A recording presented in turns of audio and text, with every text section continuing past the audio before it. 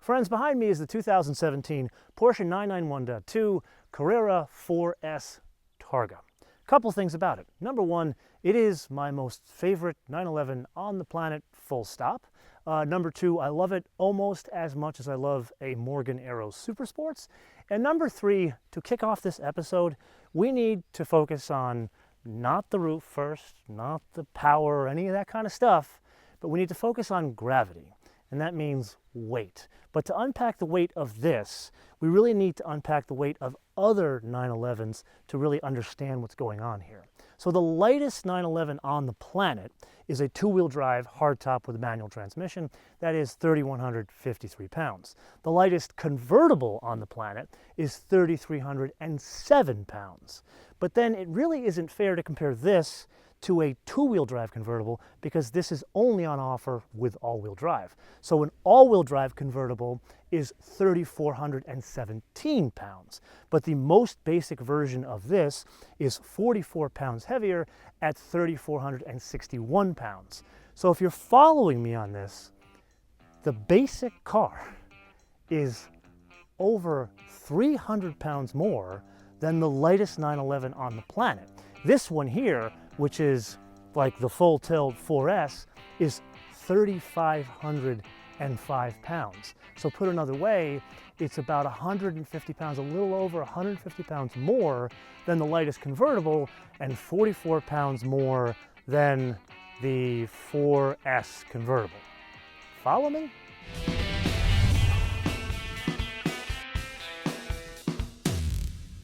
Okay, now that we've covered weights and measures, I'm going to attempt a magic trick, and that is to show you the engine of a 991.2 Targa. Frankly, it doesn't really matter what roof these things have.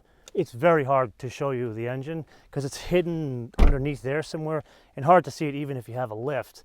But when we first drove this engine family of cars, over a year ago up in Northern California, I went through a very deep technical dive, so I'll link it up here. You can go check out that episode for more detail on it. But let's do a recap. It's a 3-liter flat-six twin turbo, and it's on offer in a base and an S. The base is 370 horsepower. This S is 420 horsepower, and that comes in at 6,500 RPM, whether you get this one or the base one. The torque, more interesting to us, 331 in the base car, 368 in this one. And what's very interesting is it comes in at 1,700 RPM, stays flat all the way to 5,000 RPM. And remember, this is a boxer engine. By nature, these things don't develop torque that low, and Porsche has done a lot to do that. That engine, it's fitted with dry sump lubrication, all of them, whether it's base or this S model car, and it's 10-to-1 compression ratio.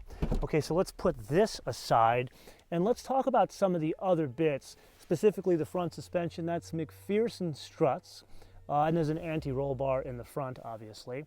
And then in the rear, it's multi-link, and also an anti-roll bar. Now, what's interesting, on the base car, it's fitted with 19s as standard.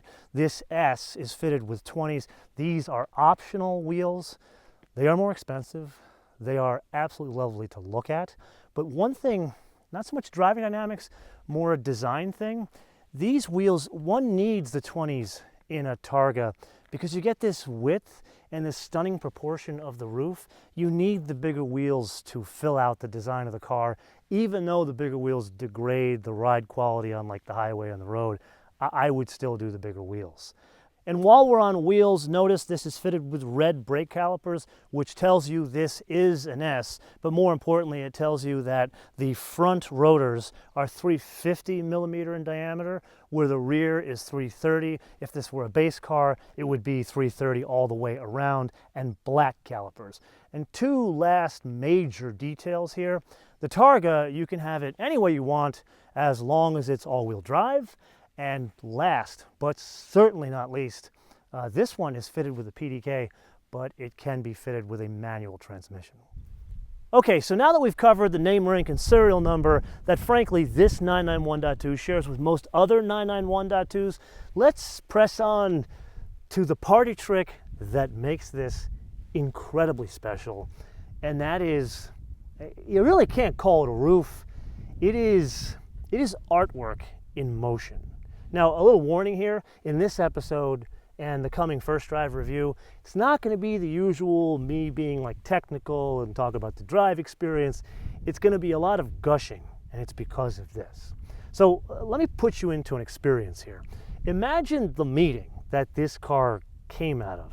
A group of like high profile Porsche executives in a conference room somewhere in Zuffenhausen, and they were probably saying something like, oh, the last Targa, it probably didn't do so well because it didn't light a fire under people's asses. It wasn't a Target Targa.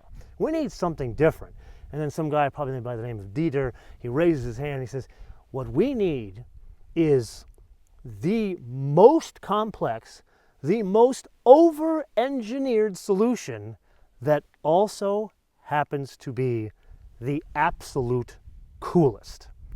So with that, look what happens here. The canopy starts to come up, and then the Targa bar, which looks normal from other Targas over like, what, 30 years, 40 years, this pops up, and then like a mini half convertible from the Cabriolet, it's like a cute petite version.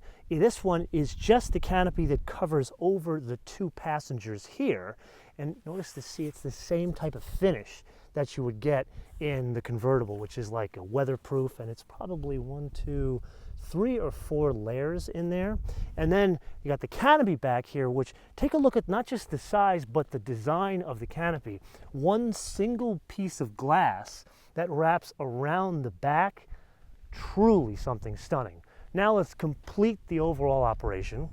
This canopy then covers over the passengers, and look, it looks just like any other Targa from back in the day, but you don't have to like break your knuckles folding it up and putting it in the front.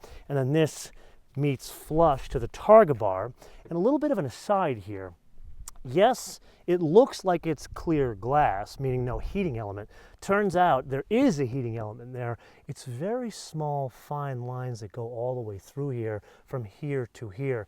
There is a wiper option on offer. This one is not fitted with it. And to be very frank, I probably wouldn't get it because it looks very odd with the wiper on it. Okay, now that I've gushed completely over, but by the way, did I say it says Targa here? Okay, now that I've gushed over this, perhaps too much, let's check out the inside.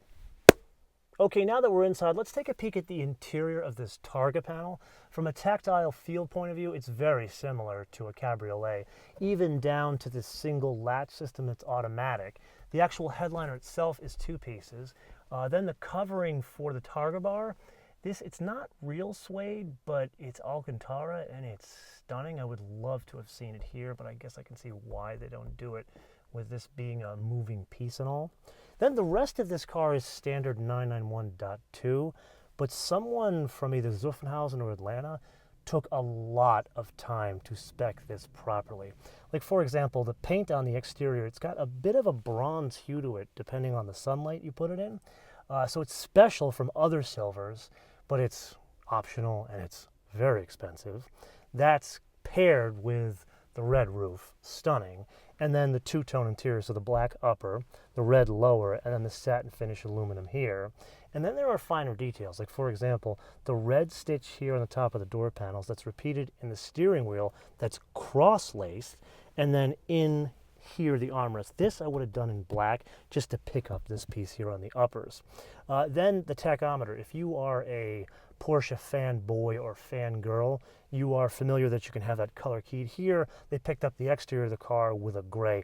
Nice touch, but I can't help but thinking, have you guys ever seen the 50th anniversary 911? They had that heritage cloth on the inside of the seat. Something tells me that would look stunning in this. I mean, absolutely make it stunning, especially like finished with some Fuchs on the outside and of course a manual transmission. Okay, that's my gushing on the inside here. Oh yeah, by the way, Apple CarPlay fitted as standard to all 991.2s, including the Targa. So let's step outside. And with that, I believe that's all the highlights in the transformation from hardtop 911 to the stunning, magical key to life of the 911 world, Targa. Yes, that's some bullets and numbers and the trick roof, but there is one set of numbers I have yet to cover with you, and it's numbers you and I usually wouldn't cover in a vehicle like this, and that's the fuel economy. Now, coming from the Lotus world, I'm used to 30 mpg in a very fast car. This this is practically an old school Cadillac compared to an Elise, but it's rated at 19 mpg in the city, 28 on the highway, and 22 combined. Now that's all fine and good, but I've been pushing this somewhat aggressively, if I'm going to admit anything. And I'm doing better than those numbers, which is rather surprising. So with that, I want to leave you with a question before our full first drive review. And the question is this: I showed you some of the options that this car is fitted with. So I want you to take a guess at the MSRP for this 2017 991.2 Carrera 4S Targa. What is the MSRP in US dollars, or if you want to go equivalent in euro or pounds or shekels, whatever it is. Let me know in the comments below or via our social media, MotoManTV all one word, MotoManTV all one word, Facebook, Twitter, and Instagram. And with that, I want to leave you with two things. Number one, make sure you download our fancy updated application for free at Apple iTunes or Google Play.